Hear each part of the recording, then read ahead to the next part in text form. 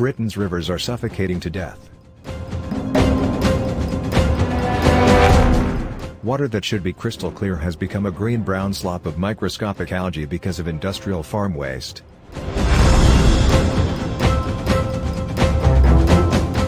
There's more below the surface than we thought, something even worse than the water companies' disgusting habit of filling our rivers with raw sewage. After a deep dive into the data, the team that made Rivercide last week discovered that while sewage now dominates our perceptions of river pollution, it's not their major cause of death.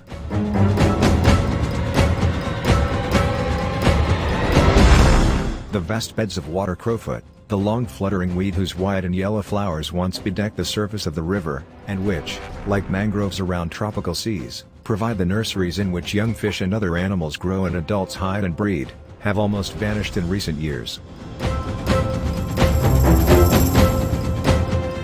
Water that should be crystal clear becomes a green or brown slop of diatoms, microscopic algae.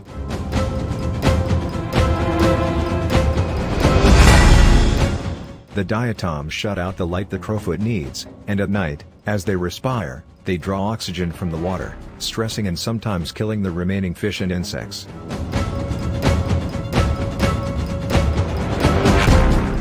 Scarcely a river in England and Wales is unaffected by plagues of algae or sewage fungus, caused by an excess of nutrients.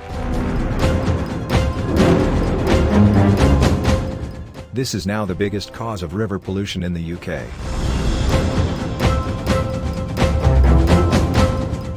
There are various reasons, including soil erosion, fertilizers and pesticides, but the most intense and extreme cause, especially in the west of Britain, is industrial livestock units. Over the 21st century, livestock units have consolidated into giant factories.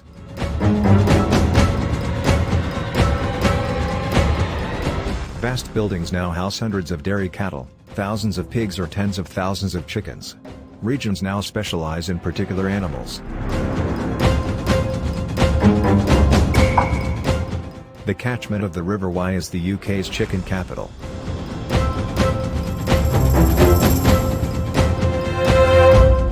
The chicken units draw soil from huge tracts of Brazil and Argentina, with devastating consequences for rainforests and savannas, and pour it into chickens housed along the Wye and its tributaries.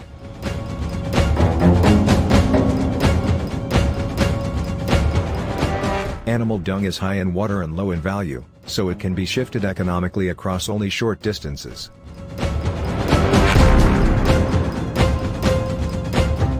The nutrients in the dung from then on wash into the river whenever it rains.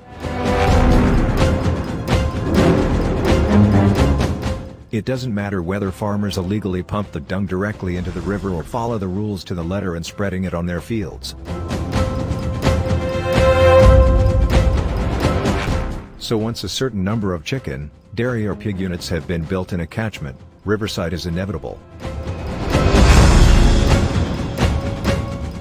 The crucial decision point is the granting of planning permission for industrial livestock units.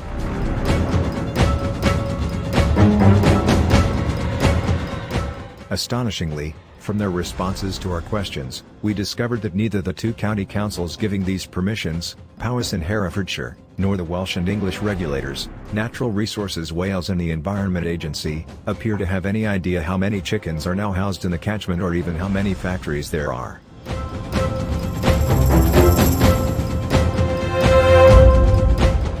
Alison Caffin, an academic researcher, and Christine Hugh-Jones, a retired GP, set out to map the factories, and estimated that they house, at any one time, 20 million chickens.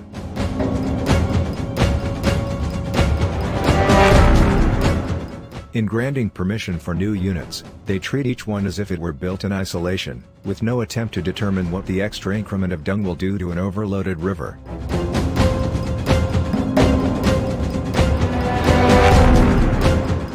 Worse still, in many cases no environmental decision is made at all, because below a very high threshold, 40,000 chickens or 2,000 pigs, a livestock unit does not require an environmental permit.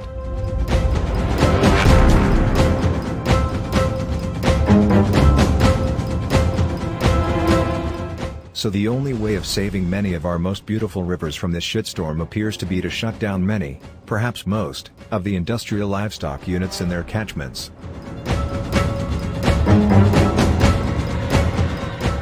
In the meantime, our lovely rivers are being transformed by industrial livestock farms into stinking drains.